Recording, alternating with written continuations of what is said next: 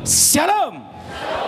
Saudara masih ingat tahun lalu saya pernah pesan bahwa semua suruh beli emas walaupun sebulan hanya 1 gram. Yang masih ingat angkat tangan coba. Tinggi-tinggi. Nah sekarang emas naik, betul? Betul? Harga-harga akan naik sampai 2026. Kita semua akan puncak inflasi. Apa saudara? Puncak apa? Nah ada yang tanya sama saya, gimana Surabaya? Tenang, aman. Mari kita buka Alkitab kita dalam kitab Efesus pasal yang ke-6. Kitab Efesus pasal yang ke-6 ayat 10 sampai dengan ke-13. Saudara yang ganjil, saya yang genap. Kitab Efesus pasal yang ke-6 ayat 10 sampai dengan 13. Saudara yang ganjil, saya yang genap. Akhirnya adalah kamu kuat di dalam Tuhan, di dalam kekuatan kuasa-Nya.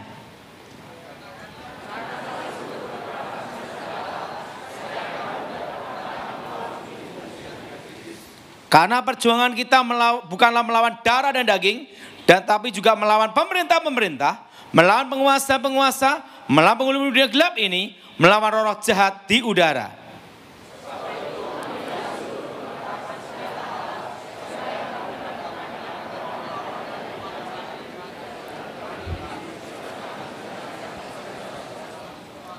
Lawan kita bukan darah dan daging, tapi penguasa-penguasa darah, roh-roh jahat di udara. Nah, bagaimana kita mengenali serangan kuasa setan? Ini yang penting. Nah, semua serangan kuasa setan yang hubungan dengan kuasa kegelapan, mayoritas di Indonesia itu selalu berhubungan dengan arwah. Dengan apa saudara? Dengan apa? Arwah. Suatu kali saya diminta tolong seorang notaris. Ibu notaris ini minta tolong saya. Karena dia punya seorang ayah. Ayahnya ini tiba-tiba itu tidak sadar jalan sendiri sampai jauh dari rumah. Setelah itu balik. Umurnya di atas 80 lebih. Suatu kali ayahnya ini masuk rumah sakit dan sakit parah, sakit berat. Mati ndak, hidup ndak. Kalau udah mau mati, mau tit, tiba-tiba bangun lagi. Terus pihak keluarga minta tolong saya, notaris ini minta tolong saya. Pak Daud, untuk urusan setan ini saya minta tolong Pak Daud. Karena yang tahu tentang setan, bekas setan. Ya udah, saya datang ke sana. Saya ngomong sama notaris ini, sama keluarganya. Pasti bapak ini ada kuasa setan. Ada roh jahat yang di dalam tubuhnya. Ada roh jahat yang ada di mana? Di dalam apa? Tubuhnya. Langsung keluarga ini berkata gimana? Anaknya perempuan ngomong, Pak, saya mimpi. Nah, serangan kuasa gelap bisa terkena ke anaknya. Padahal yang punya kuasa gelap ayahnya. Gimana? Saya mimpi didatangi arwah, roh. Kayak orang kerajaan zaman dulu. Langsung saya tahu, oke. Ini pasti ada hubungan dengan keraton kerajaan. Betul Pak, ayah saya masih keluarga kerajaan. Langsung ngomong. Ini pasti ada pusakanya, jimatnya. Mana pusakanya? Di lemari ditunjukkan. Ada keris, ada tombak, ada pedang. Setelah itu saya ngomong, ini kuasa roh gelap. Segala yang berbau ilmu gaib, jimat apapun, harus dilewatkan api. Apa saudara? Apa saudara? Kenapa dilewatkan api? Karena sebelum saya bertobat, dipercaya jin setan periperayangan tercipta dari unsur api. Dari unsur apa saudara? Dari unsur apa? Api. Dan apa yang terjadi? Langsung dibakar. Tiba-tiba langsung keluar kayak hijau, ular naga itu gini keluar. Setelah dibakar, saya ngomong. Jadi ingat saudara, kenapa api? Arti api itu kembali seperti semula, dimentahkan. Apa saudara? Makanya semua jimat itu harus masuk ke dalam api untuk namanya dimentahkan atau kembali seperti semula. Termasuk mengembalikan santet pun, itu pun dibakar, dilewatkan api kembali ke pemiliknya. Seperti semula. Nah, begitu bakar, terus selesai. Saya ngomong, ini habis doakan dibakar, 10% hidup sembuh total. 90% mati. Udah siap. Datang ke rumahnya, itu langsung ke rumah sakit, doakan bagian jantungnya. Coba semua pegang bagian jantung. Ingat, kalau saudara mengalami kasus orang yang susah mati, punya jimat, mati tidak hidup tidak. Kekuatan pusat, semua kekuatan gaib yang menyandera jiwa, hidup namanya antara, mati tidak hidup tidak. Rohnya itu keluar atau tidak, tetap dalam tubuh. Mau keluar tidak bisa, mau masuk juga tengah-tengah. Namanya dunia antara. Apa saudara? Nah, itu pegang bagian jantung. Ini semua, darah Yesus. Hancurkan segala kutuk. Darah Yesus. Hancurkan segala mantra. Darah Yesus. Hancurkan segala jimat. Darah Yesus. Bebaskan. Demi nama Yesus, roh jahat keluar. Tumpang tangan sini. Semua tumpang tangan. Saya ngomong, tidak lama ini 90% mati. Saya pulang, paginya dapat berita, meninggal. Jadi ingat, kalau saudara ada yang punya jimat, itu untuk dimusnahkan kekuatannya, harus masuk ke dalam apa? Api. Artinya apa? Dimentahkan. Apa saudara? Apa saudara? Dimentahkan kembali seperti apa? Semula. Nah, kalau tidak dibakar, roh itu bisa masuk lagi ke benda itu. Maka harus dibakar untuk dimentahkan kembali seperti semula. Kenapa? Karena jin setan dipercaya tercipta dari unsur apa? Api. Artinya kembali seperti semula. Suatu kali saya nangani kasus seorang bapak. Dia pasang susuk supaya menang main bola. Tetapi tidak pernah juara dunia. Pasang susuk. Nah, supaya apa? Kalau adu kaki dia menang. Jadi sepak bola itu tujuannya bukan nyerang bola, tapi nyerang apa? Kaki. Supaya kebal kakinya. Supaya kuat kakinya. Nah, istrinya kesurupan. Ingat saudara, yang punya kuasa gelap itu adalah suaminya. Tapi yang kesurupan adalah istrinya. Kenapa? Karena istrinya yang lemah. Setan selalu menyerang yang lemah. Jelas? Setan menyerang yang apa saudara? Yang apa? Yang apa? Yang lemah. Di dalam kesurupannya, dia merasakan ada laki-laki tinggi besar nginjek dadanya. Saya itu kesurupan baruan. Dan itu berbulan-bulan, berminggu-minggu, udah dilayanin. Akhirnya keluarganya ambil keputusan ngundang saya. Waktu saya datang, ingat, susuk itu ada 2 jenis. Kan ada susuk emas, berlian, sama lilin. Susuk itu ada 2 jenis. Pertama, susuk hidup. Apa saudara? Kedua, susuk mati. Susuk apa saudara? Ada 2 di sini. Susuk hidup dan susuk apa? Susuk mati. Apa itu susuk hidup? Susuk hidup, kekuatan gaib, kekuatan mistiknya masih penuh powerful. Dan susuk yang hidup itu bisa pindah. Disusuk bagian emas, bagian sini, bisa pindah bagian kaki. Dari kaki bisa pindah ke tangan, mengikuti jalur peredaran darah. Ini namanya susuk hidup. Dan kekuatan susuk ini maksimal itu 1000 hari. Ada masa kadaluarsa. Nah, Setelah lewat 1000 hari, kekuatan tidak berfungsi, tapi kutukan dan roh jahat tetap berjalan. Karena kutukan dan kuasa gelapnya tidak ada masa expired. Jelas, saudara? Tidak ada masa kadalu. Nah, kutukan dan roh jahatnya hanya bisa diusir dan dibatalkan demi nama Yesus. Itu namanya susuk hidup. Nah, susuk hidup ini kalau didoakan itu keluar emas berliannya.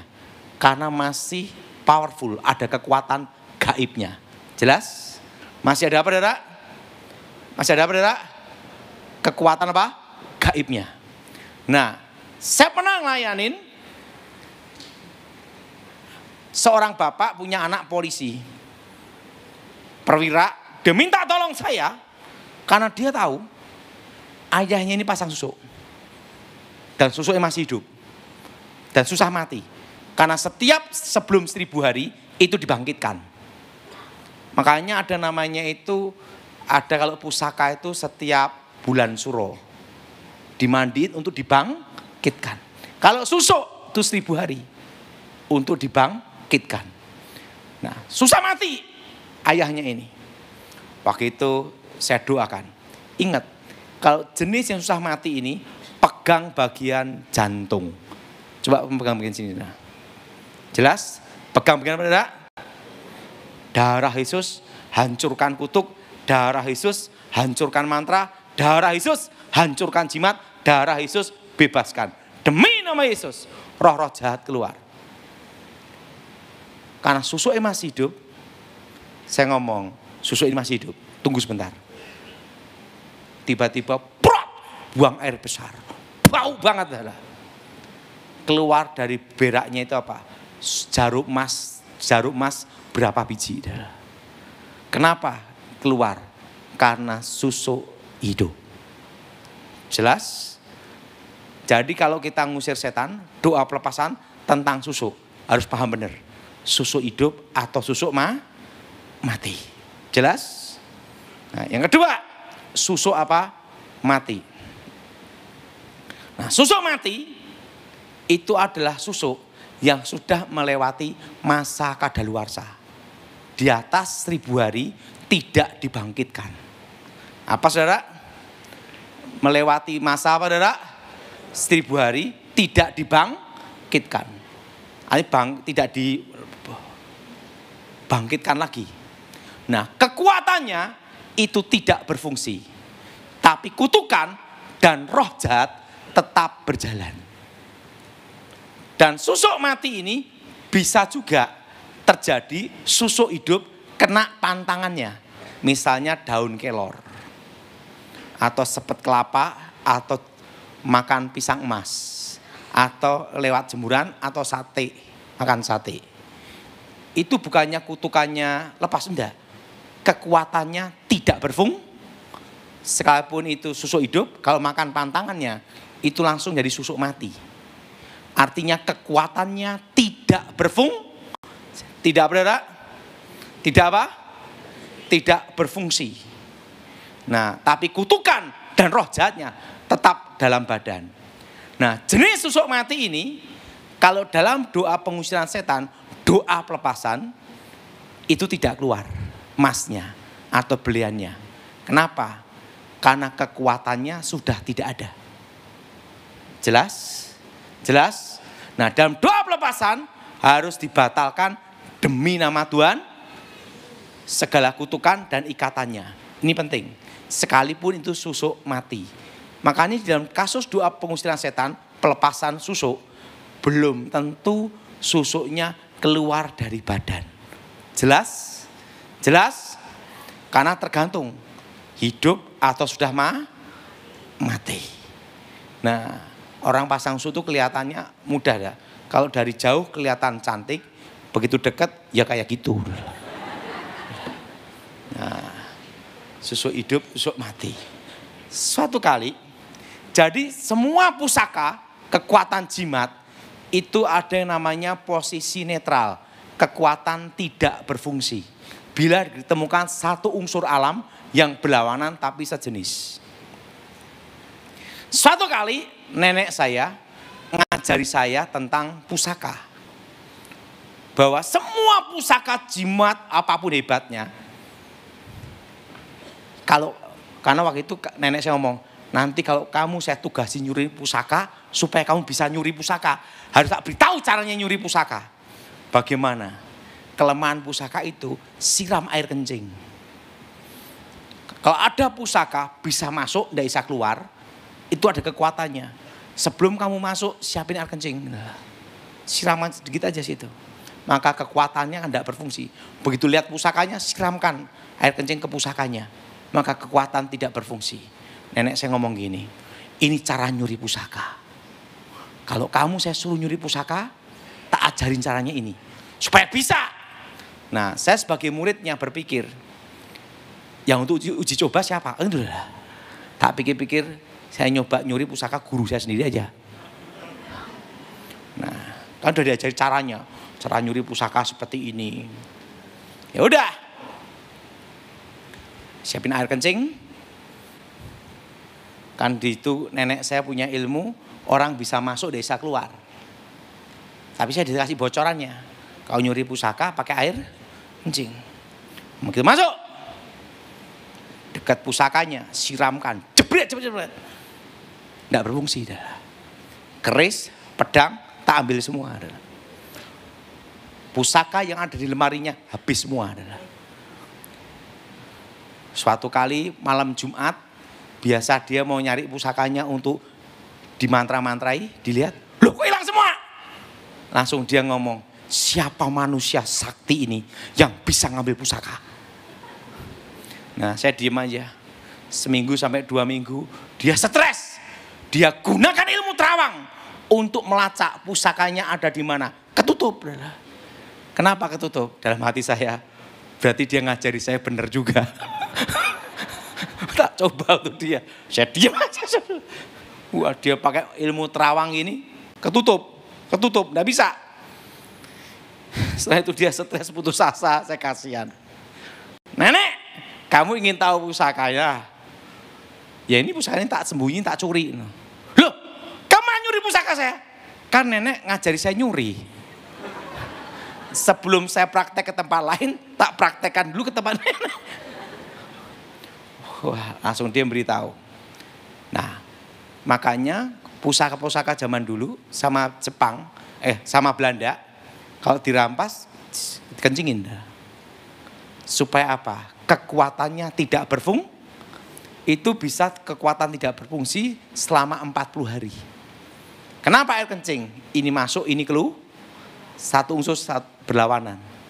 Makanya orang kalau punya jimat, mau buang air besar, jimat ditaruh dulu baru nongkrong. Kenapa tidak dibawa? Kalau dibawa kekuatannya tidak berfungsi. Jelas? Nah, jadi ingat. Tapi itu bukan untuk mengusir setan atau melepaskan kutukan. Itu hanya posisinya kekuatan tidak berfungsi sementara. Biasanya itu hanya 40 hari. Berapa lama, Saudara? Berapa lama? 40 apa? 40 hari. Jadi saudara, kalau ada kasus susuk dalam doa pelepasan, ingat susuk hidup atau susuk apa mah? Nah kalau hidup itu bisa jalan. Dari sini bisa pindah ke kaki. Dari kaki bisa pindah ke tangan. Mengikuti jalur peredaran darah. Nah Pak kalau ada kiriman ilmu santet, cara ngembalikannya gimana? Udah tahu bahwa orang yang suka tertawa itu tidak bisa disantet. Tapi jangan ketawa sendiri. Nah, suatu kali calon anggota DPR RI dari partai besar minta tolong saya. Kenapa? Karena dia dikirim santet. Dari mulutnya keluar rambut-rambut. Dan setiap kali dia mandi, ketiak gini nih, keluar kerikil dan pasir. Dan setiap malam ada burung hantu. Tiap malam. Nah, dia orang Kristen dipanggil pendeta. Pendeta datang, setan keluar. Pendeta keluar, setan datang. Pusing dia. Rapat keluarga, masalah setan. Saya diminta tolong untuk hadir. Waktu itu posisi saya masih ngawal presiden waktu itu. Masih ngawal presiden SBY waktu itu. Karena dia pejabat, calon DPR RI dan dia mau jadi pejabat, nelpon saya. Dia diminta tolong, saya datang. Saya lihat, wah ini setannya ini pengertian. Dia botak, dikirim rambut. Kendalanya muncul bagian sini. Dia ngomong, Pak, cara ngembaliin santet gimana? Mudah. Ambil Pak rambutnya semua, kumpulin. Rambutnya, saya itu batu sama pasirnya. Cara ngembaliin santet itu apa? Dibakar dengan api. Apa saudara? Dibakar dengan apa? Artinya apa? Kembali ke asal. Kembali seperti semu. Jelas? Jelas? Kalau ada yang ngirim mati rezeki tanah kuburan, sudah tahu tanahnya, kumpulin, bakar. Itu kembali seperti semula. Kembali ke asal. Doakan demi nama Tuhan. Nah setelah itu, Pak, burung hantunya gimana? Tembak dor, goreng. Nah, saya dah. Penting dimasukkan dalam api. Bakar dulu di api.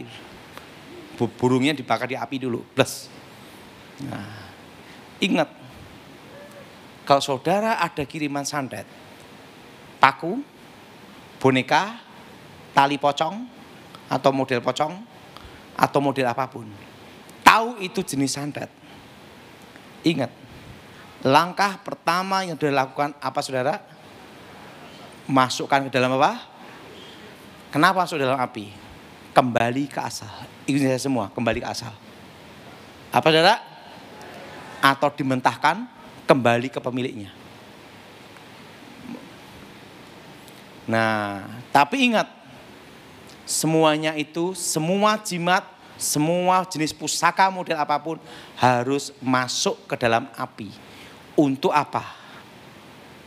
Menghilangkan kekuatannya. Kedua, supaya kembali ke semula. Dimentahkan. Apa saudara? Apa saudara? Dimentahkan. Ada satu kasus yang saya tanganin. Ini supaya lebih jelas saudara. Ada seorang pemuda tapi belum menikah usia 40-an.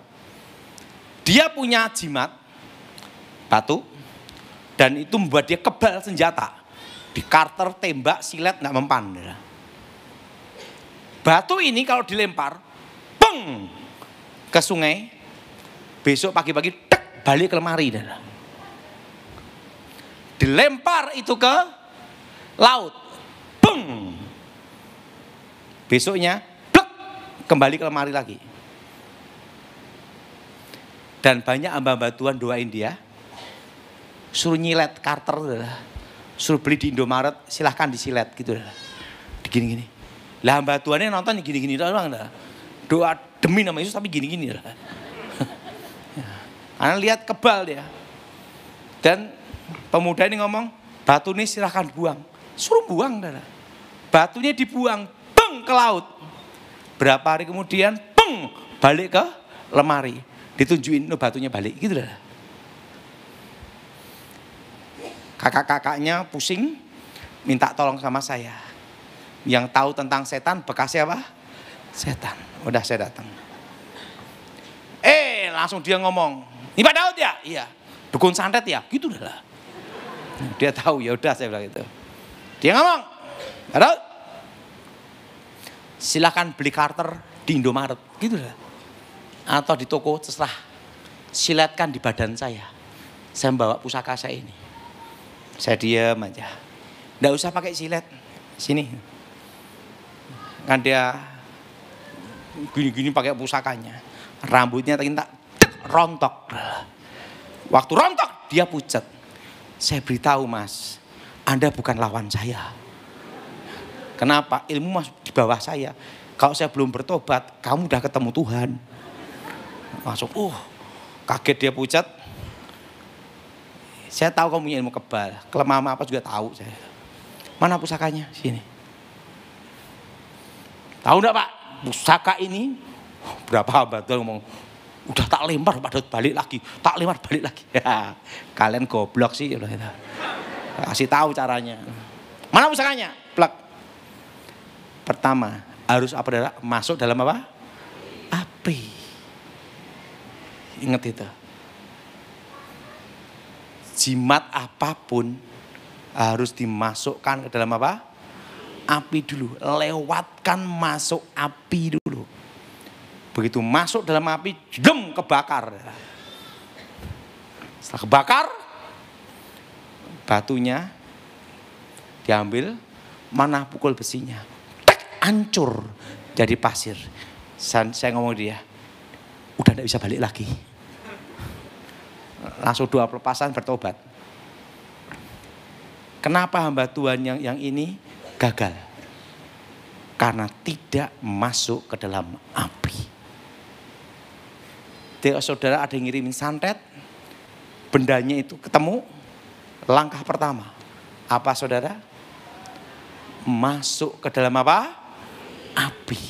Karena semua jimat, kekuatan pusaka apapun, kalau masuk dalam api, kembali seperti semula dan dimentahkan. Untuk pengusiran setan demi nama Yesus. Nah, makanya ada kasus tertentu, kalau jimatnya hanya dibuang aja, rohnya balik lagi. Kalau udah masuk dalam api, udah enggak. Dimentahkan. Jelas? Kembali seperti semu. Jadi kalau saudara nanti di rumah ada yang ngirim tanah kuburan, langkah pertama, masuk dalam api dulu, baru doa. Jadi demi nama Tuhan Yesus, keluar. Kenapa? Karena api. Kembali ke asal. Kembali ke pemilik. Jelas? Jelas? Jelas? Ini semua masuk dalam api. Saudara, banyak orang ngomong sama saya gini, Pak, tahun ini aja udah berat. Gimana tahun depan? Betul? Saya kan beritahu pada saudara semua tahun lalu, bahwa kita semua akan masuk resesi ekonomi itu di tahun 2025. Betul? Yang masih ingat angkat tangan semua. Tinggi-tinggi.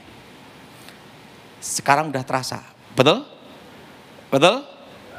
Nah, Surabaya gimana? Saya beritahu.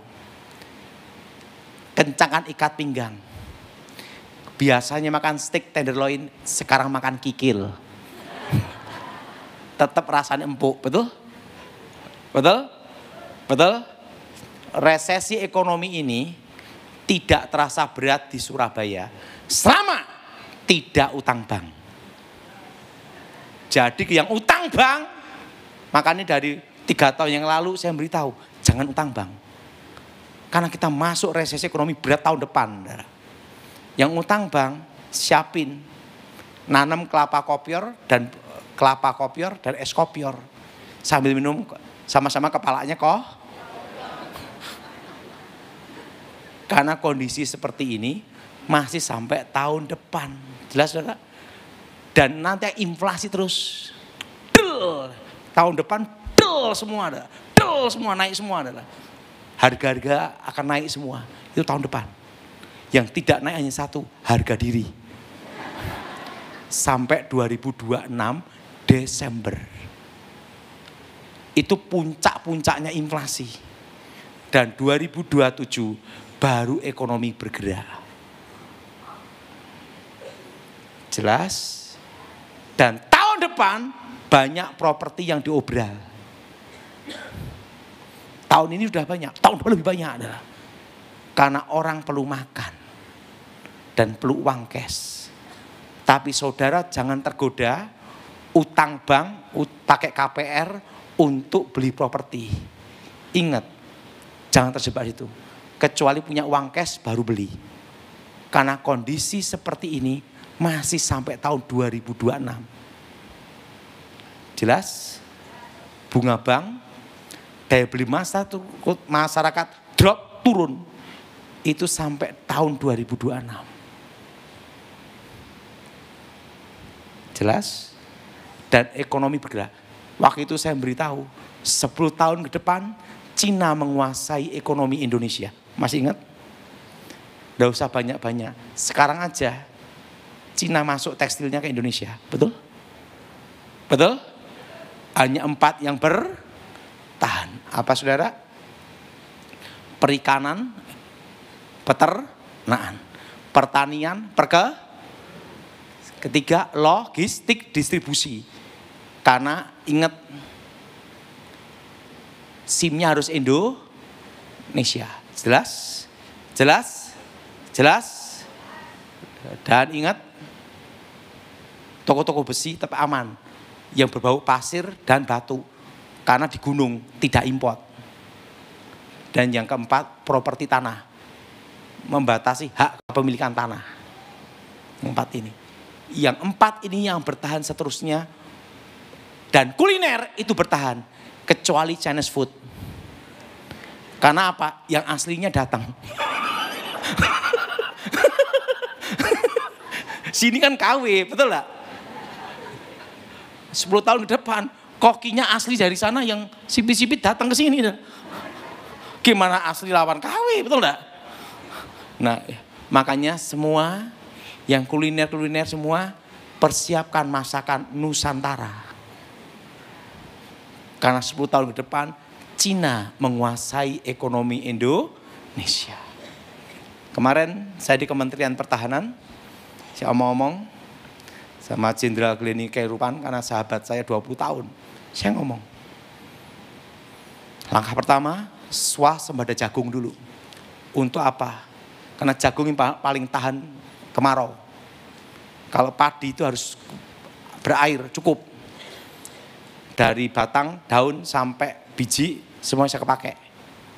Dan tahan lama. Pertama, jagung dulu. Kedua, aman dulu.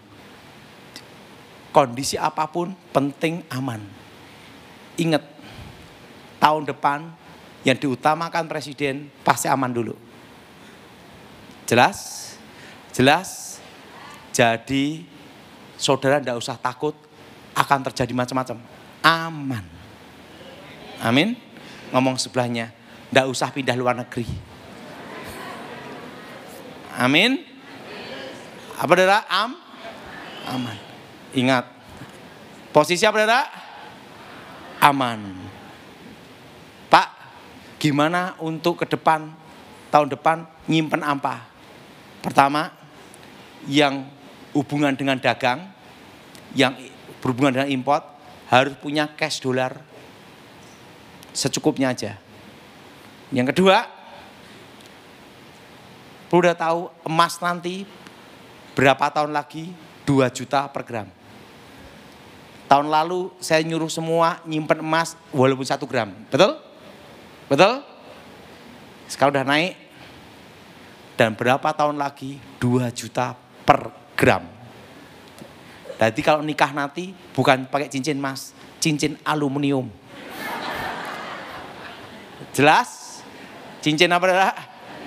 Ngomong sebelahnya, itu nanti zamanmu. Penting tahan lama, aluminium.